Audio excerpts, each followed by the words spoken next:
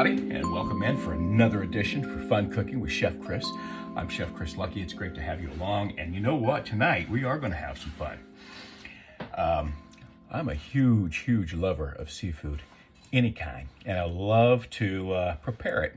So tonight, what we're going to do is we're going to make what is normally a lobster bisque, but we're going to go over a little bit and put it over the top a little bit and call it a seafood bisque, and put some crab legs in there as well. Now, one of the fun parts about this is that you can't normally find seafood stock around unless you have a seafood place in your neighborhood or in your town or whatever the case may be in your city.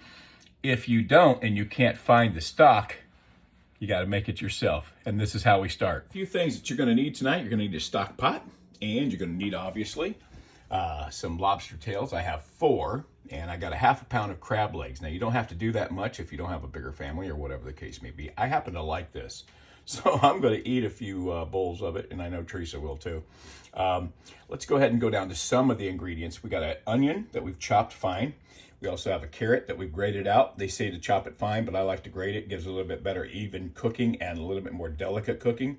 And then you've got a finely chopped 2 stalks of celery. Okay, over here we've got a 3/4 cup of heavy whipping cream, and then we have we have a 1.25 cups of sherry, and that is absolutely delightful. It's going to go in this soup. Other ingredients: we've got 1 tablespoon of olive oil. I've got 2 tablespoons of butter. I've got a tablespoon of chicken bouillon, and I've got a teaspoon of tarragon.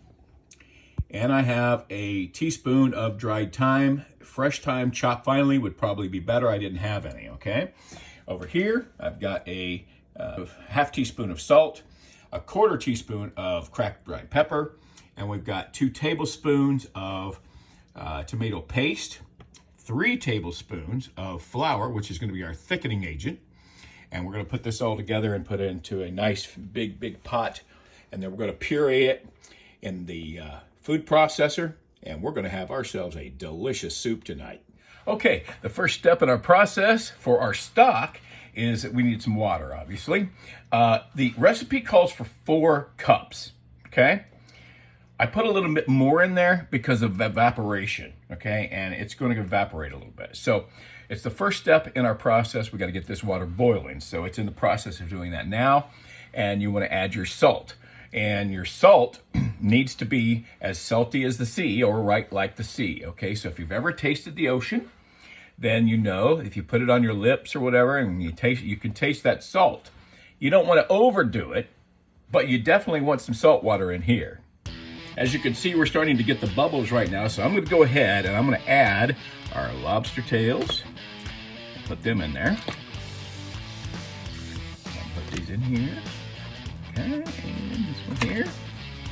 And we're gonna make sure that those are submerged down in there good. Okay. And then we're gonna add our claws. Okay. There's some here and here.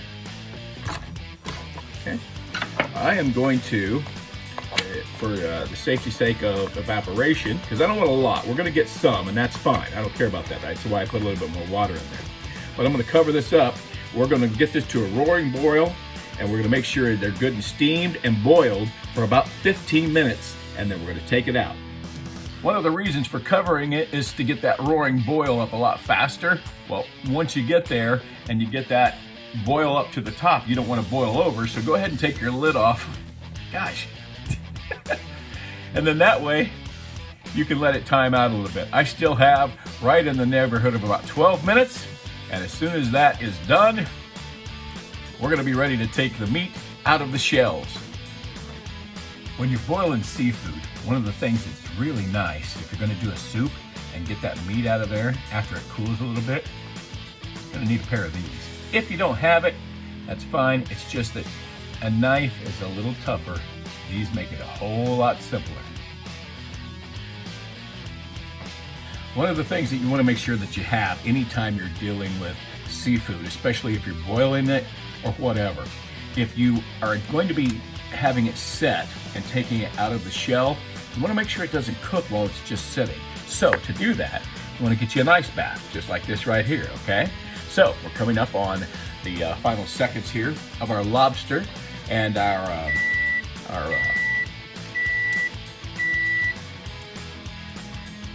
Saved by the Bell, huh? And our crab legs, as I was trying to say. So let's get in here and grab them. You know they're done. Look at that curl, look at that beautiful orange. We're gonna put that in here. We're gonna stop that cooking process. It's cooking enough. And we wanna put this in the ice, get it nice and cold where it will stop the cooking process, okay? I'm gonna take these out, put them in here. Do the same thing with the legs. Now, here's the thing. If you didn't get enough water like I didn't, just stir them up a little bit, turn them.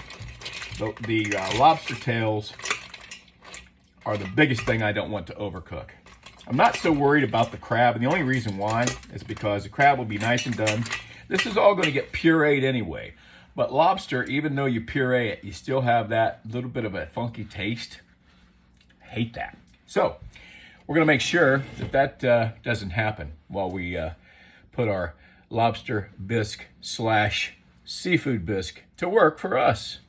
Okay, the next step in our process, when your seafood is all nice and cool, now we're going to get the meat out of the shell. If you've never used scissors to be able to get your lobster out of the shell, it's very, very simple. Just slide a piece of the end of the scissors right here underneath the piece of the front of the belly of the shell, and just nice and snip down. Push your scissors back, snip again, push your scissors back again, and snip again, take your scissors out. Now, sometimes if it doesn't come out correctly, which it normally does when you cool it down after lobster tail has been heated, it normally comes right out of the shell. But if it doesn't, sometimes it wants to be a little stubborn, you can crack it like I just did there, or you can go and snip the backside and take it out that way and just peel this down. Now, here's the nice thing. Once you get this out, normally the lobster will come right out of the shell, normally in one piece, just like that, okay? And then we just take the rest of the shell, like this, put it right back in our pot so we can continue our stock.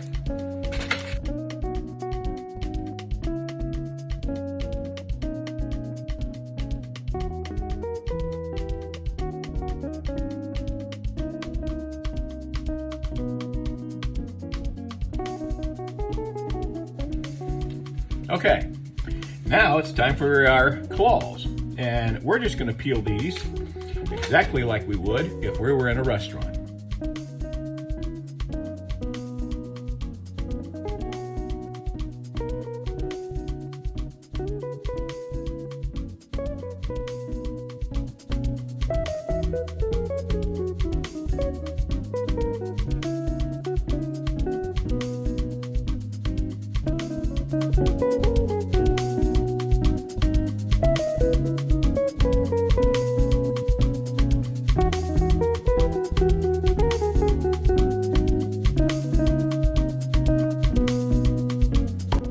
Okay, we have all of our meat.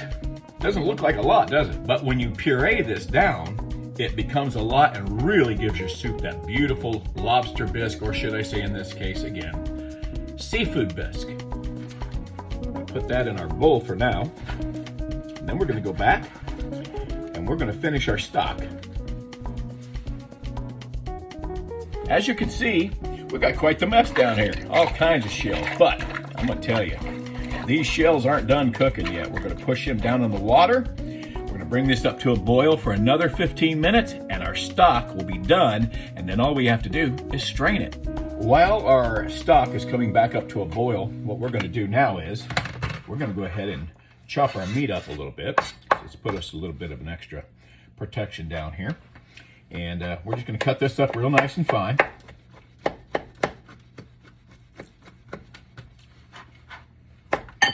It doesn't have to be perfect, just enough to get it, you know, just a nice consistency of a coarse chop, just like that right there.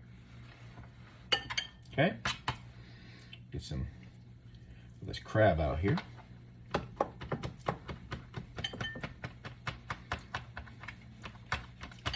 And you're pretty much just, like I said, almost like you're mincing with your knife.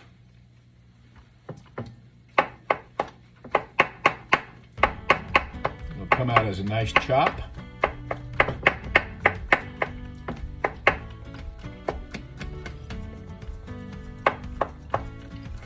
All the way down to give us a nice flavor. And one of the things that you can do while you're chopping, kind of keep an ear open, because you don't want any pieces of shell to get in here. Now, that doesn't mean that we're not going to strain this again. We're going to strain it a couple times, in fact. We're going to strain our stock, and then after the soup is done and we get that all pureed in the food processor, then what we're going to do is we're going to take and we're going to strain all of this to make sure there's no shells in this whatsoever.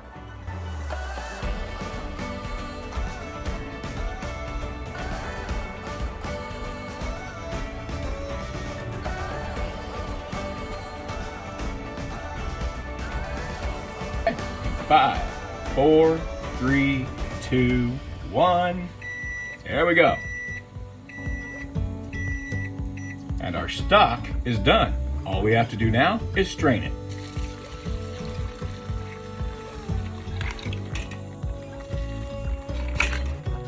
I'm gonna get some of it in there as far as in the screen. Don't want anything in the water. Okay, so there's that. And all of our stock is now strained. And it should look like that. Man, that stock is looking so good. Now what I've done is discarded all the shells. I threw those away. And of course I put our stock and left that in the bowl that we've strained it in for now. Now it's time to start building our soup. Our first step of the process is we're going to take our butter and we're going to melt it down. And we're going to do this over medium heat. Okay? And we're going to put our oil in there.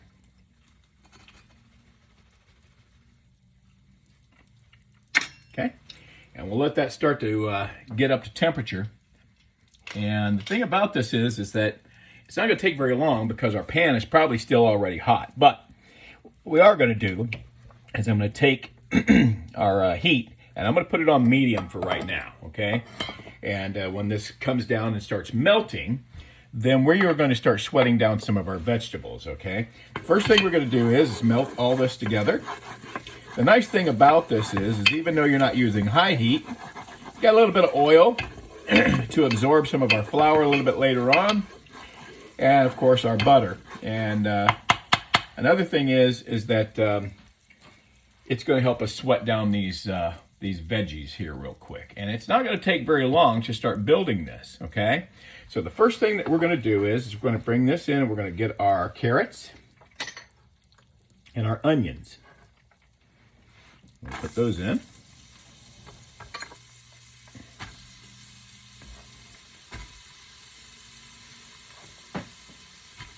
Now, we're going to take this and we're going to sweat this down and stir it up. Make sure that we get all of that fat incorporated in all of our vegetables, or coated all of it. And so you'll see that, because what will happen is, see how it's coming up to a nice shine on the vegetables? That's that oil and that's that butter. So we want that to get every piece on there good and saturated with the fat, and then that will help our cooking process to cook this down to a sweat, if you will, okay? Not quite a translucent, but we want to sweat this down a little bit, okay? And that's going to happen over medium, and if you want to do it a little bit faster, sometimes I pump mine up just a little bit past medium, not quite to medium high. You don't want to burn anything here. This is a very delicate area of the process that you want to make sure all your flavors come through without burning anything and giving any foul type of taste within your soup, okay? This process takes about 5 minutes, not too long. And you'll see that it becomes really incorporated nice. And you'll see everything start to get really flimsy just before translucent hits. That'll be your sweating point, and we're going to go to the next step. So, and our next step in the process is we're going to put our cloves of garlic in here. And I minced this down. Nice chop and mince, as you've seen in the beginning of the show. Put those in there. And we'll incorporate that in. We're going to let this all come together. It takes about a minute, and and then we're ready for our next step. Okay, so our fragrance is starting to come together, and one of the things that I did was, Teresa's not a huge fan of celery, okay? Now, onions, carrots, celery equals mirepoix. Very, very basic cooking process. Gives you a really good flavor. But I respect my wife, I love her. So what we're gonna do is, we're gonna add our celery now. Most of you could have done that to put into the beginning when we started our sweating down process. And that's okay. If you do that right at the front, it's actually better. It's all going puree and it's all going the same place anyway. What? We don't infuse a lot of those extra minutes of flavoring when we add it later. And that's what I'm doing. So I'm gonna put that in there. Along with it, we're gonna add our chicken bouillon. We'll put that in there. Let those flavors all come together. And now, we'll season it up with a little bit of salt. It's the quarter of our cracked pepper. There we go. Put that in there next. Stir it in. And all these flavors are starting to build. And man, does it smell fantastic in here.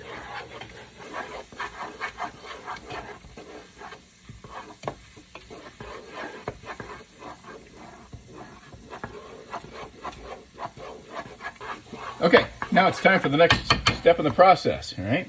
We're gonna put the rest of our dry in. I'm gonna put a little bit of the thyme in here. Actually, I'm gonna put all of it in.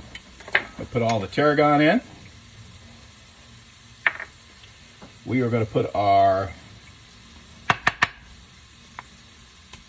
tomato paste in.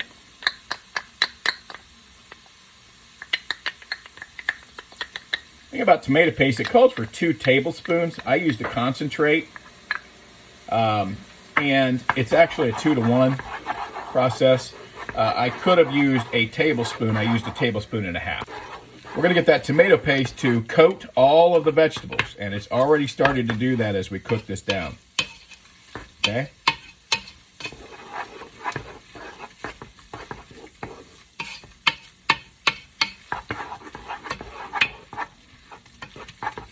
Alrighty, that's looking good. See how red it got? All the pieces in there got red.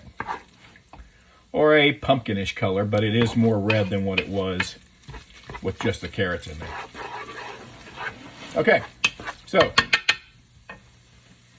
our next step is we're going to flour this. It's 3 tablespoons of flour, okay? And all we're going to do is, we're just going to do this like we would a gravy. We're going to stir this in real good, incorporate that flour into all of what is in the pan. And you'll see it starts to clump and it'll get in there. And you just want to make sure that it's covered by everything. Okay? Now, once that's in there, it is time to add our sherry. And we're basically anything that might have stuck a little bit, which I don't think there anything is, but if you get that, this will help deglaze the bottom of your pan.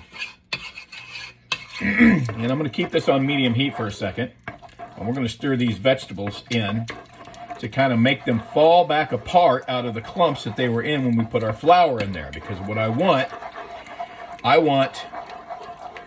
to make like a small gravy, just like it's doing right now in the pan.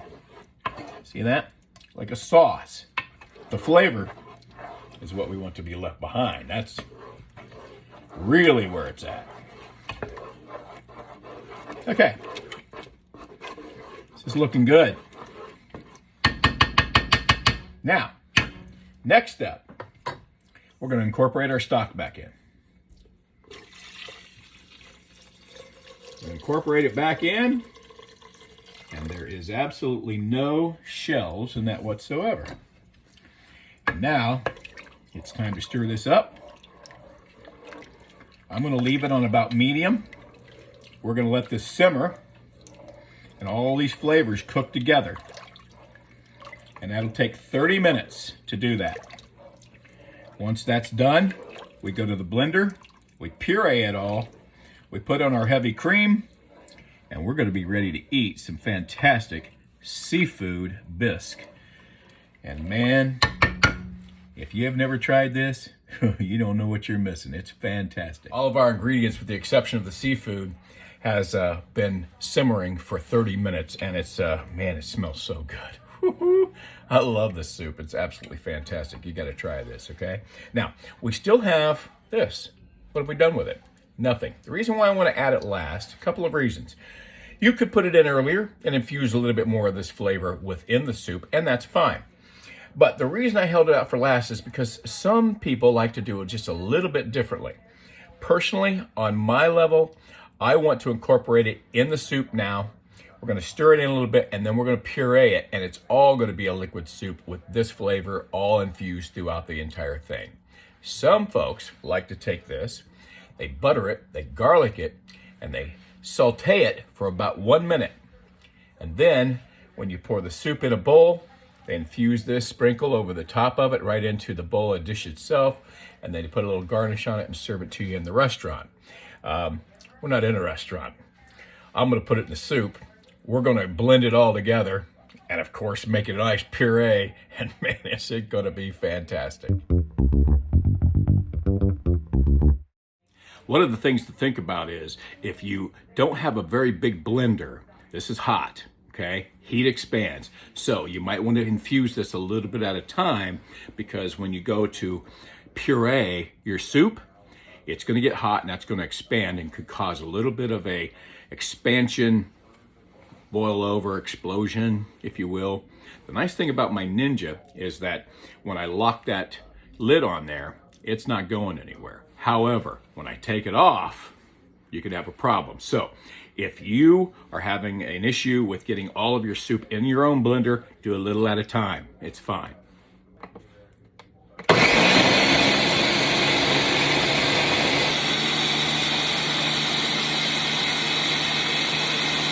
Sounds like a Vitamax. Have you ever used a Vitamax? Vitamax.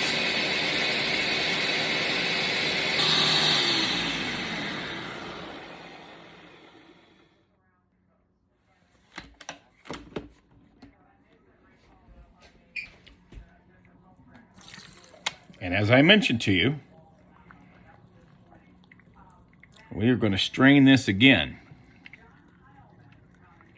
I want to make sure that there are no clumps and there are no shell pieces at all in this soup.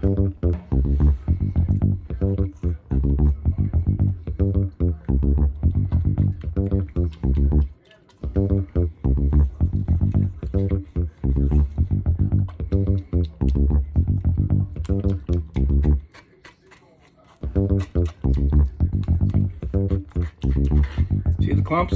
You don't get everything pureed completely down to a liquid when you use any mixer. So you want to make sure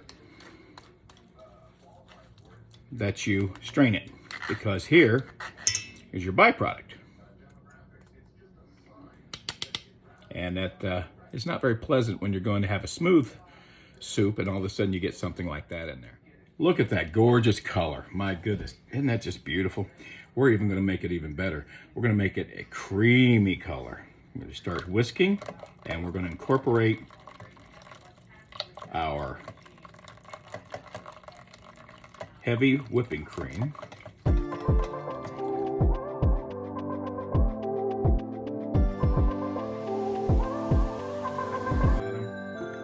Look how smooth that is. There are no clumps in this soup at all.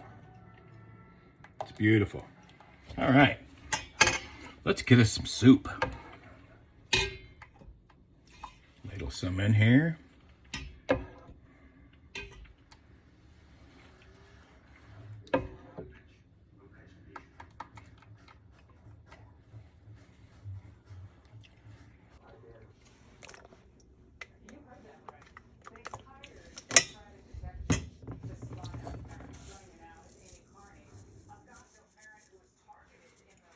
And that is one fine bowl of soup. Let's check it out.